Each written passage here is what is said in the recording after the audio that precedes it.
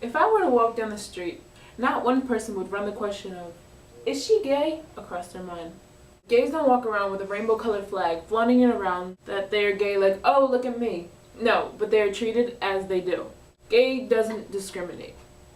Or, should I say, you can't change a gay person because technically they were always gay. It just took someone or something to realize it. Now, can you change your natural skin tone? So why does society judge on groups of people that can accept themselves with things that they can't change? Whether it's their sexual preference or the color of their skin, being gay in modern day is like being African American in the 19th and 20th century. Gays are treated inhumanly in society, just like African Americans were looked down upon in the time they were fighting for their rights.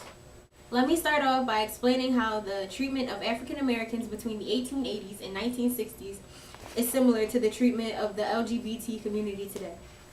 Between the 1880s and the 1960s, African Americans were definitely going through major hardships.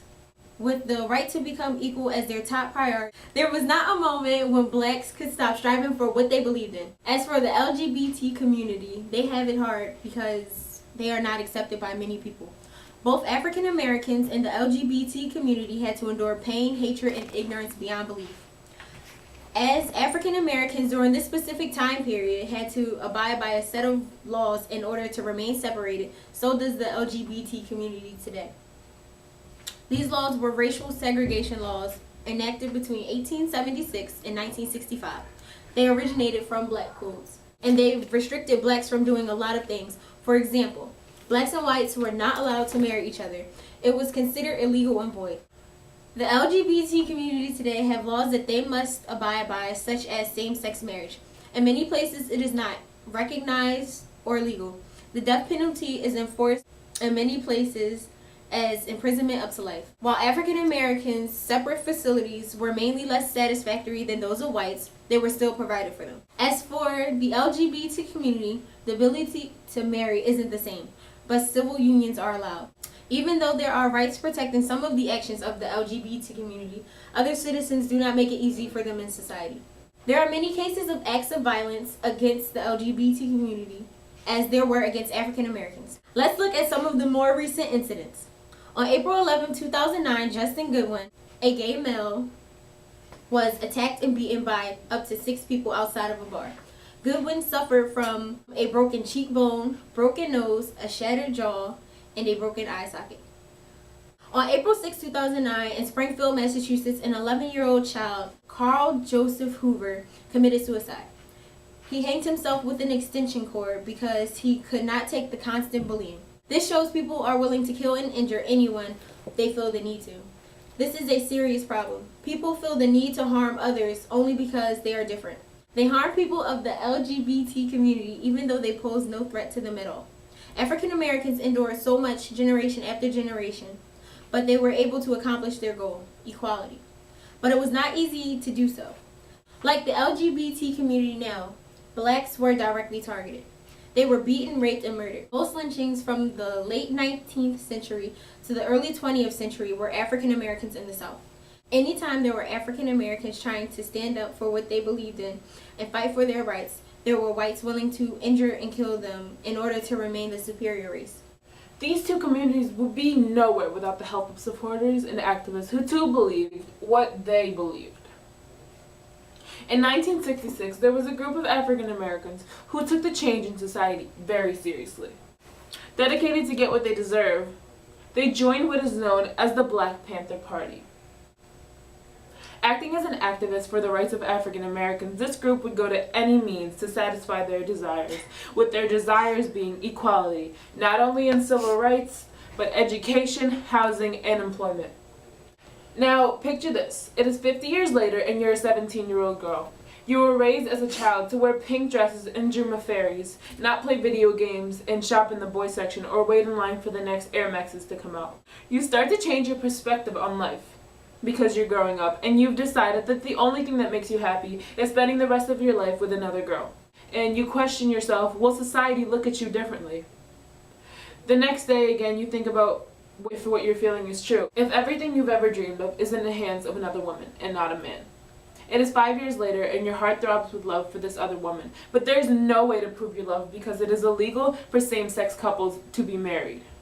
You're crushed because you know you're still human and wonder to yourself why we can't be married. Who would it really affect except us, and what makes me less privileged if I was born this way? Ladies and gentlemen, welcome to reality, and let me remind you, those same thoughts ran through African Americans' heads when they were treated like they were trash. So the Black Panther Party stepped in to protect African Americans who felt threatened by the police, helping in any way they can. They provided them with free food, housing, education, and giving African Americans the proper care and protection to survive in their surroundings. Now, the protection of the LGBT community comes from the American Civil Liberties Union, or the ACLU. They crave for change in the society by being one of the most advocate organizations, bringing forth cases to courtrooms, starting with the Employment Non-Discrimination Act, and Don't Ask, Don't Tell. The LGBT community is equalized in employment, one step closer to full equality. If you don't know, changing people's minds can be extremely hard, but social media takes a big part in connecting with people. Martin Luther King Jr., one of the most famous African Americans, took a big part in changing the society's views on African Americans and their rights. Using nonviolence, the African American society was viewed on as less violent, but still not liked by many. But it was a start. No, they didn't have Twitter or Facebook, but his face was in newspapers. His success triggered additional African Americans to challenge the white society. In modern day, there is Ellen DeGeneres. Everyone knows her as the host of The Ellen Show, or even Dory from Finding Nemo. But when she did come out, she lost some fans, she lost some popularity, which brings me back to the fact of you would never know a gay person until they tell you. Ellen's domestic partnership with her wife brings forward a lot of publicity to the topic of same-sex marriage. And today she is one of the most known and loved people in America, showing that gays are still people that deserve to have the same rights as women who love a man, or vice versa. The LGBT community has been the forefront of the modern-day civil rights movement. Both groups have experienced some form of discrimination, and through pseudoscience and quasi-definitions, were separated from the average norm. Within their respective time periods, African Americans and the LGBT community were a representative of a sort of deviation from the majority. Different people are seen as a threat to the norm or status quo.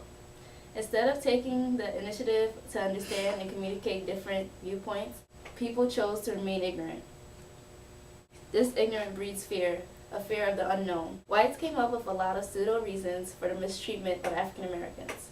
One explanation was that African Americans were of a different and lesser species.